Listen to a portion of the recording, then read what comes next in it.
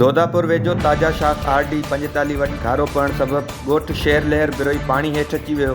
20 फुटनि जो घारो पवण सबबि हज़ारें एकड़ सारीलो फसल ऐं घर पाणी हेठि अची विया। ॻोठाणनि मूजिबि इतला ॾियण बावजूदि आपाशी अमलो घारे वारे हंधि न पहुतो। मुतासिरनि पारां इख़्तियारियुनि खां नोटिस वठण ऐं शाख में पाणी घटाइण जो मुतालबो कयो वियो आहे। मोरो में अवामी तहरीक के अगवान ऐं ॿिनि कारकुननि जी गिरफ़्तारी वारे मामले ते अवामी तहरीक के मरकज़ी सीनियर नायब सदर नूर अहमद कातियार, मरकज़ी अगवान नूर नबी पलीजो ऐं ॿियनि कामरेड फरीद कलोड़ो ऐं पार्टी कारकुननि सां मुलाक़ात कई। उन मौक़े ते पार्टी अगवाननि चयो त पीपल्स पार्टी सरकार सिंध के पुलिस स्टेट बणाए छॾियो आहे।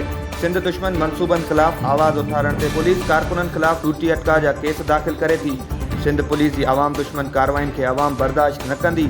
सिंध जी आवाम मंशियात, करप्शन, कैनाल ऐं कारपोरेट फार्मिंग मनसूबनि ख़िलाफ़ जदोजहद जारी रखंदी। खंडियारो जे ॻोठ राऊ फज़ल वासी प्रेमी जोड़ो तहफ़ुज़ वठण ऐं माइटनि ख़िलाफ़ प्रेस क्लब पहुची वियो। उन मौक़े ते मसमात नाइला मंगरियो चयो त 1 महीनो अॻु गंबट जी अदालत में ज़ाहिद मंगरियो सां प्यार जो परणो कयो, जंहिं बाद माइट मौतमार धमकियूं ॾेई रहिया आहिनि। माइटनि जी मौतमार धमकियुनि सबबि जान जो ख़तरो आहे। हुन वसवारनि खां मुतालबो कयो त तहफ़ुज़ ॾेई माइटनि ख़िलाफ़ कार्रवाई कई वञे। मांजन टाउन कमेटी में मुलाज़िमनि जी पघार मां महाना मुबैना कटौती करण ख़िलाफ़ टाउन अमलदारनि पारां एहतिजाजी मुज़ाहिरो कयो वियो। उन मौक़े ते टाउन कमेटी जे मुलाज़िम यूसुफ उमरानी, शिराज मेमण ऐं ॿियनि चयो त टाउन इंतिज़ामिया मिली भगत करे मुलाज़िमनि जी पघार मां 10 खां 15,000 रुपया महानू कटौती करे थी, जंहिं सबबि माली तौर ते काफ़ी परेशानी थी रही आहे। पघार मां कटौती करण मुलाज़िम दुश्मन अमल आहे। हुननि इख़्तियारियुनि खां मुतालबो कयो त पघार कटौती ख़िलाफ़ नोटिस वरितो वञे।